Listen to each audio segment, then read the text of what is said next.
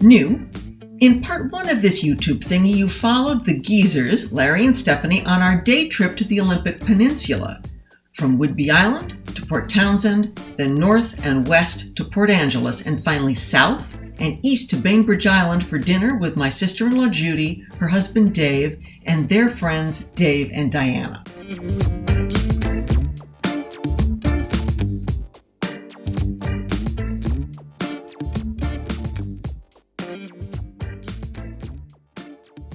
Here are the 6 of us at dinner. That's Judy on the far left. When I was 4 and she was 2, she'd sneak into my room and play my toy piano. I could hear her play, but I could never catch her at it. We are on the ferry from Bainbridge to Seattle. We'll drive from Seattle up to Mukilteo and catch a second ferry on to Whidbey Island and head home. And it's been an awesome day. And Anderson did an amazing job. I don't think we've explained yet that Anderson is named Anderson, named after Robert Anderson, or is it John Anderson? Scottish inventor of the first electric vehicle. I really liked how Anderson took the curves and how good Anderson was at just kind of cruising along at like 45 miles an hour. It's still a really smooth, comfortable ride, very grounded, very safe. Still learning how to make it work. Yeah, you had trouble turning the lights off. So we found a flaw in Anderson on the ferry. You see, there's a rule that the savvy ferry riders follow when driving onto a ferry at night. They turn off their headlights. At least that's what you're supposed to do. It keeps from blinding other drivers and the ferry crew, so it's important to do. And here's the thing about the ID4.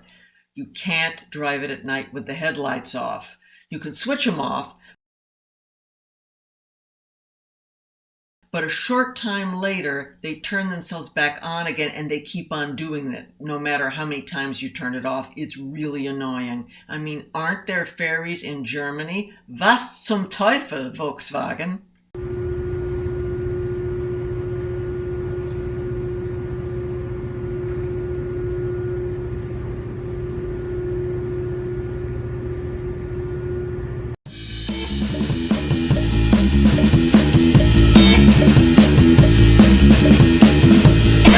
I like the rock and roll music and I like to dance the cha-cha-cha. I like the rock and roll music and I like to dance the cha-cha-cha.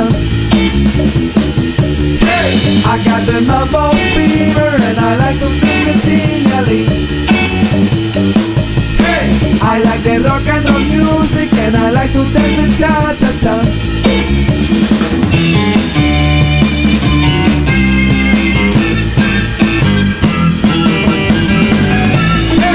I like the rock and roll music and I like to dance the cha-cha-cha.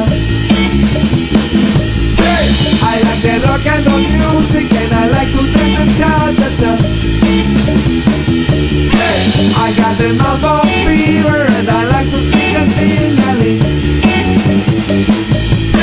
I like the rock and roll music and I like to dance the cha-cha-cha.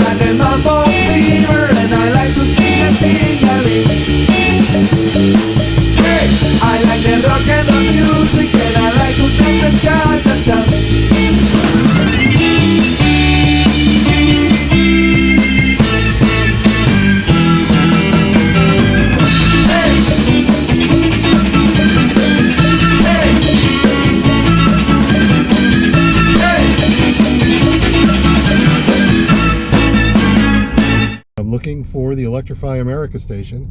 Should be glowing green. And by Jove, I see it, Larry. Just pull up alongside on the back of the unit. Let's see if this works.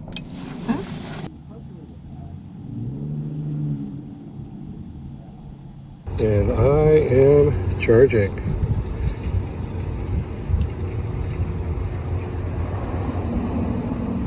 But 23% was left on the battery. And we're waiting for it to ramp up here. We are at 118 kilowatts. Very nice.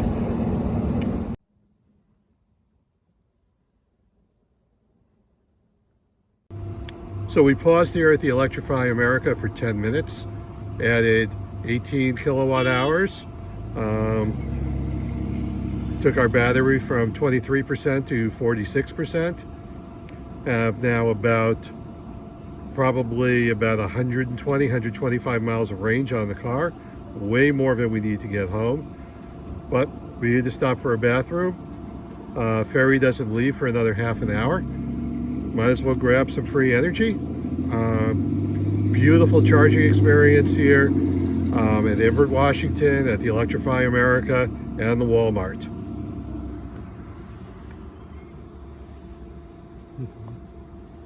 Somebody wants to get home and get some sleep. So let's sum up our day. Anderson's efficiency dropped a bit in our night drive, but overall we averaged 3.5 miles per kilowatt hour, which translates to 270 miles total range. We're happy with that. We didn't need to stop to charge, though we did anyway. 2 nice meals, visits with friends and family, beautiful scenery, and Anderson drove like a normal car, only better. We give the day 5 stars, our highest rating.